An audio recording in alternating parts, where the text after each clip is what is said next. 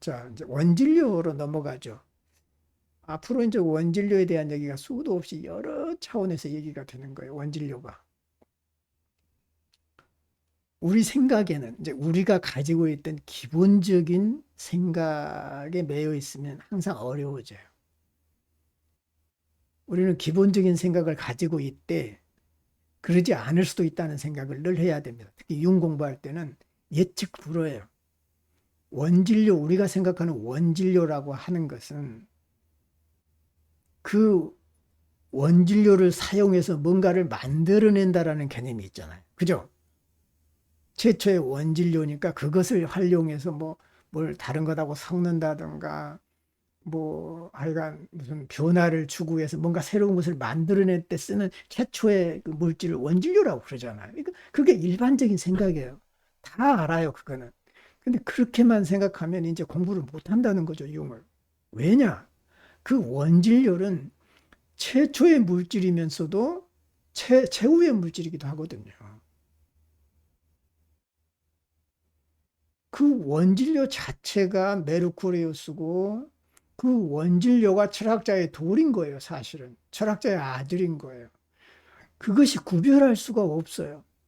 단지 아직 드러나지 않는, 철학자의 돌이 아직 드러나지 않는 상태가 원진료로 보면 되겠어요. 잠재적으로. 그러니까 그런 개념으로 연금술이 지나가기 때문에 그 전에, 이전에 우리가 알았던 일반적인 상식만 가지고는 이해하기가 대단히 어렵다. 그래서 굉장히 혼란스러운 것이죠. 여기 보시면 이제 원진료 개념이 굉장히 많이 나오죠. 여기서 보면은 뭐라 그래서 제목이 원진료 토성이에요. 뭐 하고 있어요, 이 그림에서? 잔인하죠. 예, 프란체스코 고야가 그린 그림이고, 이제 크로노스가 자기 아들을 잡아먹는 거잖아요. 이제 세턴이. 이걸 그림으로 이제 그려놓은 거고, 위에는 다양하게 나와 있어요. 자, 위에는 뭐죠? 아들을 살해하는 장면이 세 가지의 좀 다른 방향으로 나와 있잖아요. 그죠? 하나는 불 속에서 마치 그 아들을 잡아먹는 것처럼 보이지만 아들과 같이 불에 의해서 잡아먹히는 듯한 그런 느낌이 있어요. 이게 원진료가 이게 이제 이런 개념이라는 것이죠. 그러니까 왕이 아들을 잡아먹는데 왕이 원진료인데 그 아들은 왕 자신이기도 해요, 사실은. 원진료 개념이 참 묘하다는 것이죠, 이게. 그러니까 겉으로 드러나는 현상과 본질에 있어서는 어쩌면 구별되지 않는 혼돈 속에서 또 다양한 칼라를 가지고 있으면서도 연합해 있는 거예요. 아, 참 어려워. 어떤 그게 그 원진료를 한마디로 말하면 창조의 씨앗이라고 볼 수 있어요. 분화되지 않은 창조의 씨앗. 책에 없는 말을 내가 정의를 지금 내리는 거예요. 지금 이해가 안 가니까 내 용어로 다시 바꿔보는 것이죠. 아직 분화되지 않은, 그렇죠? 얽혀 있고 혼란스럽고 혼돈 속에 있는 모든 존재를 창조할 수 있는 근원이면서도 동시에 창조의 결과물이기도 해요. 다시 원진료 상태로 돌아가는 거예요, 어쩌면. 그래서 새로운 창조로 또 영원히 또 회귀하는 거죠. 어찌 보면 그렇게 되는 거예요. 그 다음에 이제 그 목욕탕 속에서 이제 아기를 이제 목욕시키는 장면이잖아요. 어찌 보면은 불 속에서도 원진료가 정화되는 모습이고 목욕탕에서 또 성수에 의해서 정화되는 모습이고 그 다음에 세 번째는 뭐예요? 마치 그 칼을 들고 있는 것 같아요. 뭐 같아요? 오른손에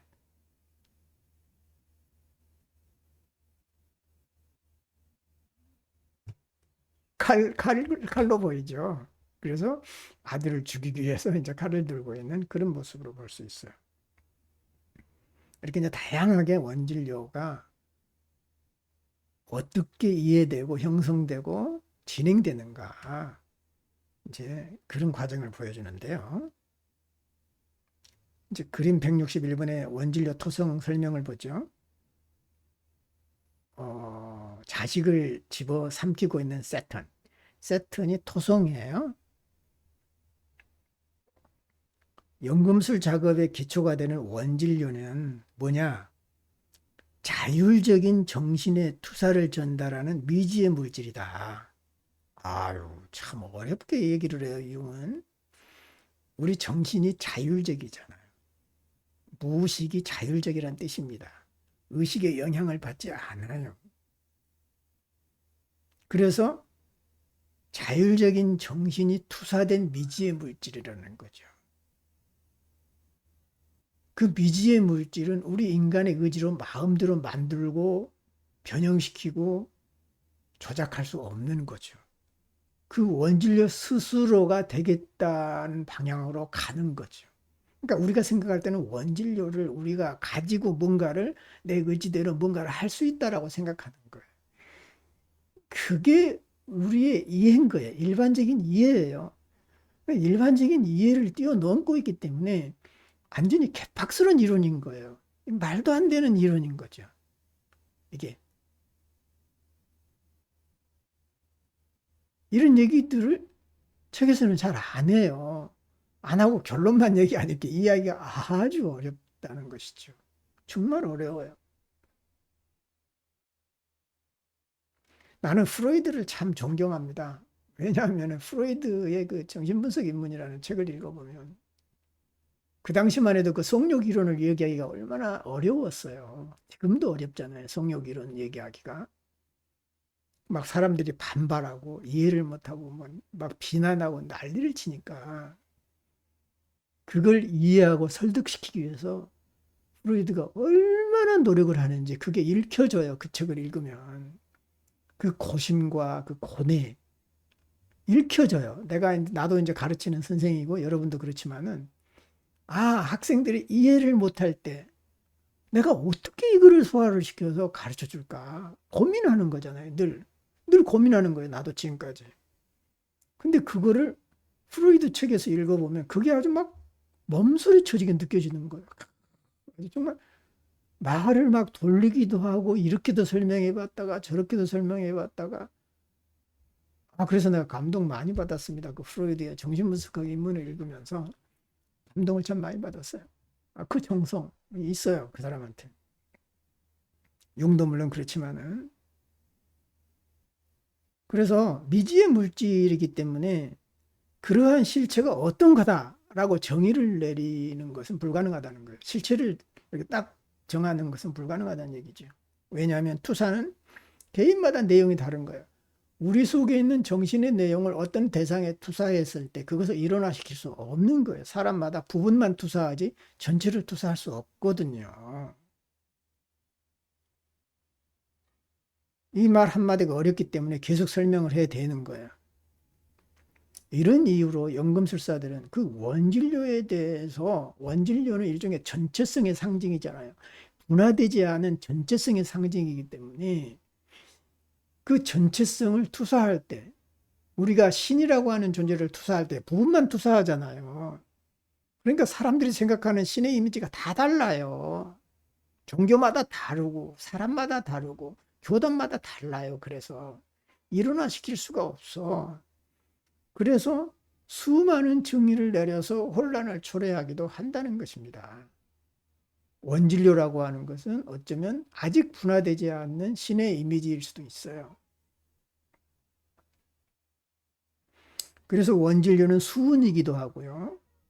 때로는 광석이고 철이고 금으로 나타나고 납, 소금, 유황, 식초, 물, 공기, 불, 흙, 피, 생명수, 라피스, 독, 맹독이죠. 정령, 구름, 하늘, 이슬, 그림자, 바다, 어머니, 달, 용, 금성, 혼돈, 소우주 등으로 불렸다. 세상에. 이게 융이 나열하는 것이거든요. 이 책에 나온 내용들이에요. 이렇게 많은 얼굴을 가지고 있고 이보다도 더 많은 거예요. 셀 수 없이 많을 정도로 원진료를 우리가 그려볼 수 있다. 세상에.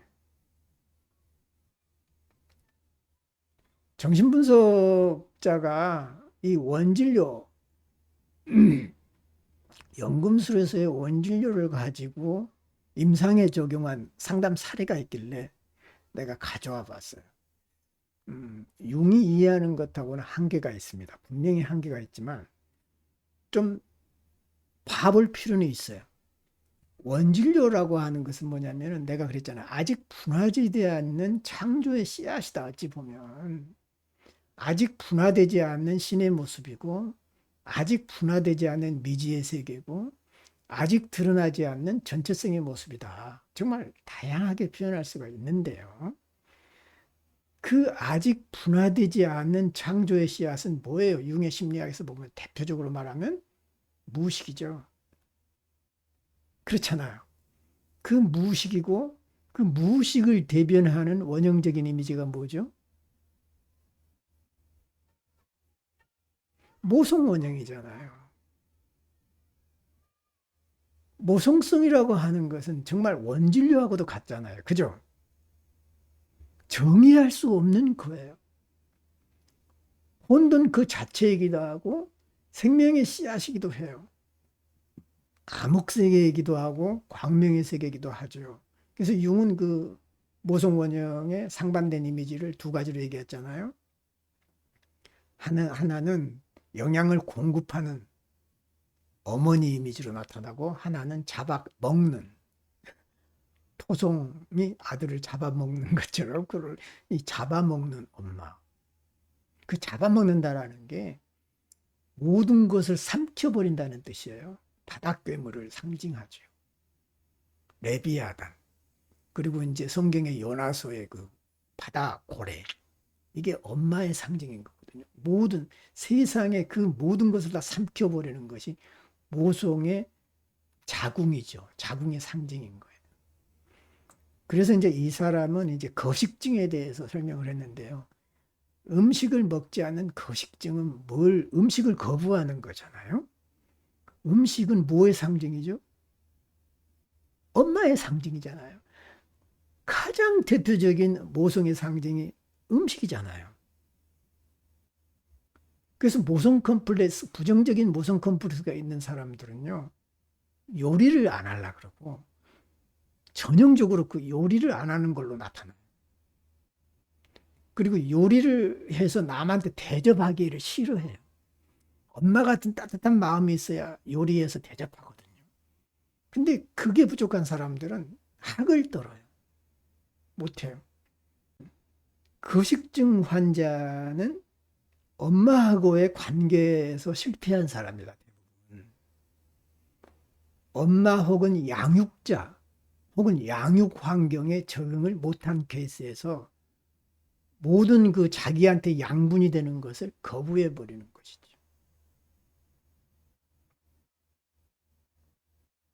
그래서 이제 연금술 쪽에서 보면은 유아가 받은 음식과 양육은 개성화를 이상적으로 전개할 수 있게 해주는 원진료로 볼 수 있는 거예요. 그 엄마의 따뜻함, 양육 환경이 개성화의 첫걸음이라고 볼 수가 있잖아요.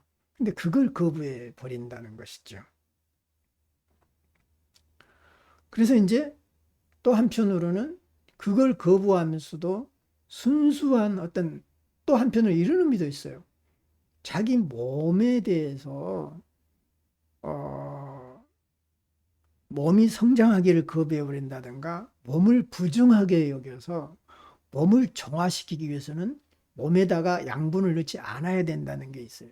그렇기 때문에 뼈만 남게 되는데 이게 이제 마치 그 뼈만 남아 있는 게 금덩어리나 철학자의 돌처럼 여기는 경향이 있다는 것이죠.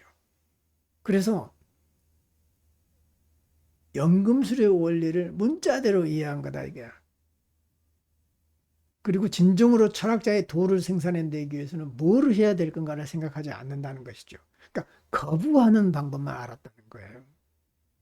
이것을 이제 보면 이제 이 지금 정신분석학자는 원진료를 모성적인 환경, 모성의 자궁, 모성의 양육 환경으로 봤고 그 양육 환경이 나쁘고 독이 있을 때는 결국은 그것을 거부하는 거식적으로 나타날 수 있다. 이제 그런 얘기를 했는데 그러기 위해서는 그 양육 환경을 잘 관리하고 개성어라고 할 수 있도록 해야 된다라고 얘기했지만은 나는 그렇게 얘기하고 싶지는 않아요. 뭐냐면 원진료를 좋은 환경, 나쁜 환경으로 얘기할 수가 없는 거예요. 근본적으로, 용적으로 말하면. 원진료는 좋기도 하고 나쁘기도 하는 동시적인 것이지라는 것이죠. 아주 극단적인 경우를 제외놓고는 엄마는 항상 좋기도 하고 나쁘기도 해요. 그건 변하지 않아요. 나쁜 엄마가 좋은 엄마가 되지 않고 좋은 엄마가 나쁜 엄마 되지 않아요. 아주 극단적인 경우 외에는. 그 사람이 그 사람인 거예요. 우리는 어떻게 해서 그 나쁜 것 속에서 좋은 것을 찾아내냐는 과제죠.